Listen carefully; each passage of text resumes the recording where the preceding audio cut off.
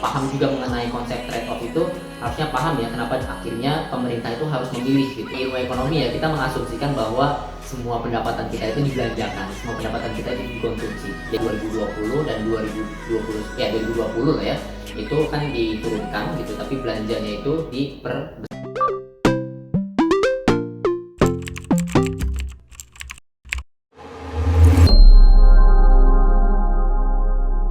Halo Sobat Pak Eko. Ya, kembali lagi dengan saya Firsya Dan gue Abai. yang kali ini akan membahas isu-isu terkini dari APBN.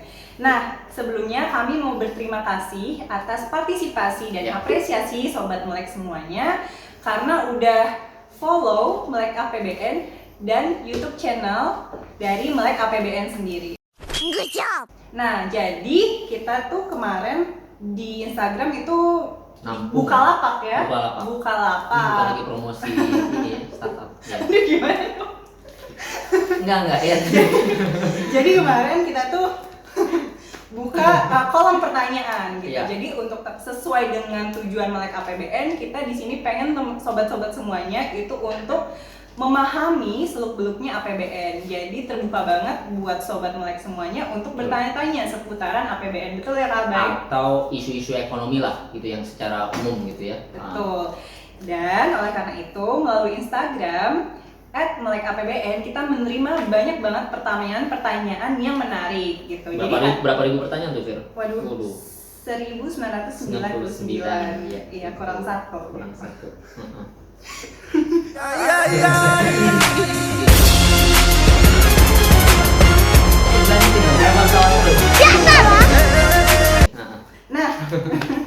Nah, lanjut aja. Jadi kita ada menerima pertanyaan pertama nih Kak Abai. Kita tampung 6 dulu aja kali ya untuk hari ini ya. Oh iya, jadi dari sekian banyaknya pertanyaan menarik kita akan membahas 6 pertanyaan dulu ya Ya, Kak. siap. Nah, yang pertama itu adalah apa hubungan devisa dan kebijakan fiskal ya?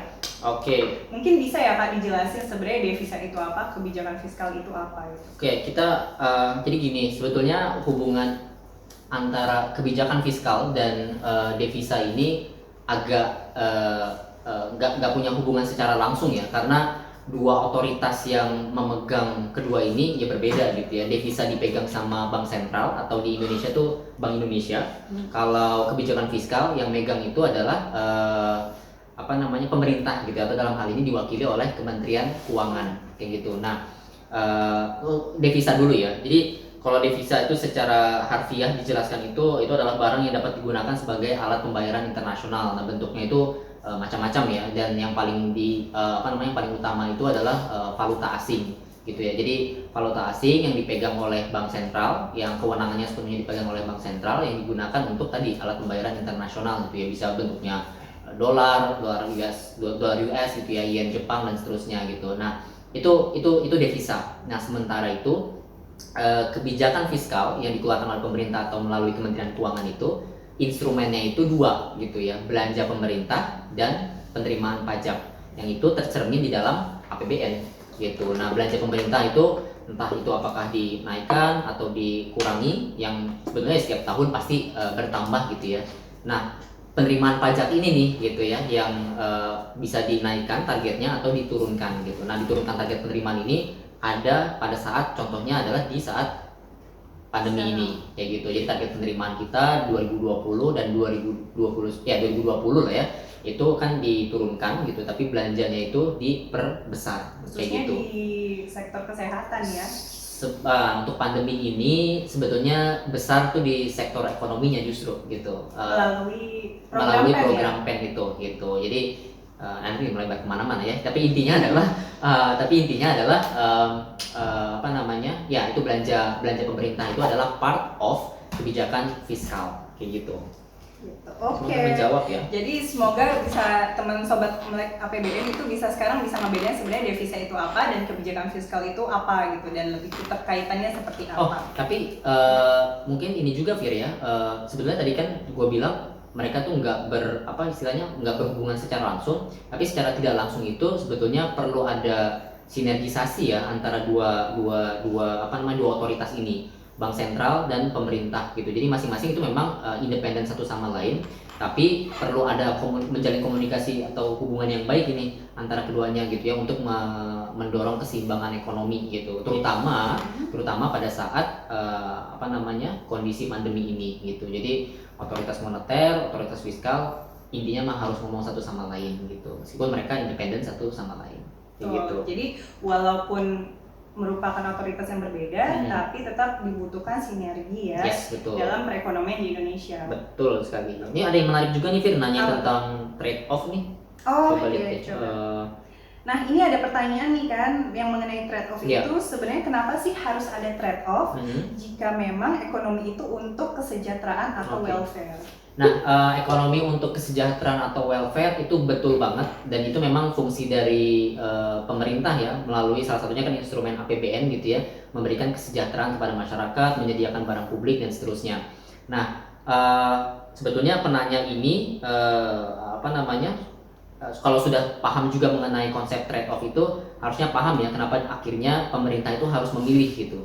Nah, ini saya sebelum ngomongin trade off dalam hal kebijakan, kita pahami dulu nih konsep trade off itu apa sih, gitu kan? Nah, jadi sebenarnya trade off ini adalah menjadi alasan kenapa akhirnya teori ilmu ekonomi itu lahir gitu. Karena masyarakat itu atau manusia itu diberikan pilihan gitu ya. Masyarakat itu dituntut untuk memilih. Karena teori ilmu ekonomi itu memilih gitu ya, memilih berdasarkan rasionalitas yang kita punya. Kenapa kita harus memilih? Karena ada keterbatasan atau kelangkaan, scarcity gitu ya, konsep scarcity.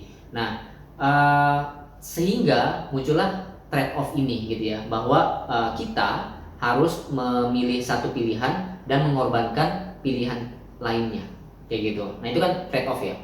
Contoh nih, gue coba mau ngambil ilustrasi sederhana Fir, dalam kehidupan sehari-hari dulu nih gitu. Gue mau nanya nih, lo pas lagi sekolah gitu ya, SD itu dikasih jajan berapa per hari Fir? Ingat gak?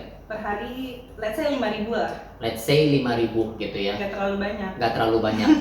Nah, tapi gini, kalau di ilmu ekonomi ya kita mengasumsikan bahwa semua pendapatan kita itu dibelanjakan, semua pendapatan kita itu dikonsumsi. Jadi jangan menganggap bahwa ketika lo SD mungkin lo punya celengan, lo masukin duit gitu ya. Tapi anggap 5.000 ini lo diminta untuk jajan gitu ya. Nah lo punya keinginan pasti banyak dong pas SD kan, pengen beli ini, pengen beli itu, pengen beli ini, pengen beli itu. Dengan 5.000 satu hari itu kira-kira misalnya lo punya keinginan 5 keinginan tertinggi lo deh, inget nggak apa pas SD? Biasanya kalau ada jajan makanan harus ada minuman. Minuman, terus ngelihat teman-teman jajan mainan. Terus habis itu transportasi buat pulang ke rumah. Habis itu selebihnya buat apa ya? Oke, 4 aja lah ya. Let's say 4 ini aja nih ya, 5.000 gitu. Mungkin Firsha akhirnya dari 5.000 ini ada keinginan lainnya, let's say untuk mau beli komik, anggaplah ya mau beli komik gitu ya, itu nggak terwujud. Kenapa? Karena dia punya uang hanya 5.000 satu hari gitu. Dari 5.000 satu hari ini dia harus memilih dari beli makanan, minuman gitu ya. Anggap aja misalnya makanan apalagi dengan harga harga sekarang gitu ya. Ini keempat ini rasional nggak untuk bisa kita beli semua? Enggak gitu ya.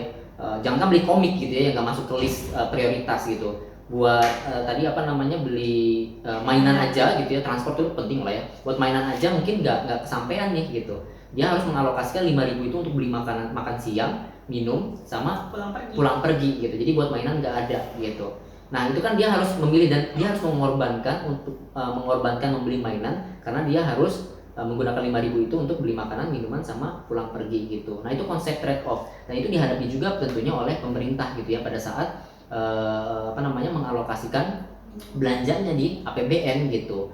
Bukan berarti kemudian pemerintah itu mengorbankan welfare dari masyarakatnya gitu ya. Ketika misalnya katakanlah di kala pandemi ini prioritas tadi kata Fisya ya, memang kesehatan itu akhirnya anggarannya ditambah gitu ya. Tapi pemerintah pada faktanya juga membesarkan porsi untuk pemulihan ekonomi juga gitu ya di APBN ini gitu. Jadi trade off itu sebuah keniscayaan gitu ya. Tapi perkara apakah dianggap bahwa dengan trade off itu pemerintah mengabaikan aspek welfare-nya kepada masyarakat, itu belum tentu juga gitu ya. kayak gitu. Jadi nah pemerintah memang harus rasional gitu ya dalam mengalokasikan. Karena bayangin aja nih, misalnya nih pemerintah punya uang 2000 triliun, tapi masyarakat semuanya minta banyak hal gitu ya. Mungkin nggak itu? Nggak mungkin. Mungkin aja kalau pemerintah itu boleh berhutang tak terhingga. Which is itu kita nggak ada yang mau kan kalau Dan ada dampaknya dan ada juga, dampak kan? juga gitu. Jadi itu pembahasannya jadi panjang lagi gitu. Intinya adalah pemerintah kita minta untuk lebih rasional lagi untuk membelanjakan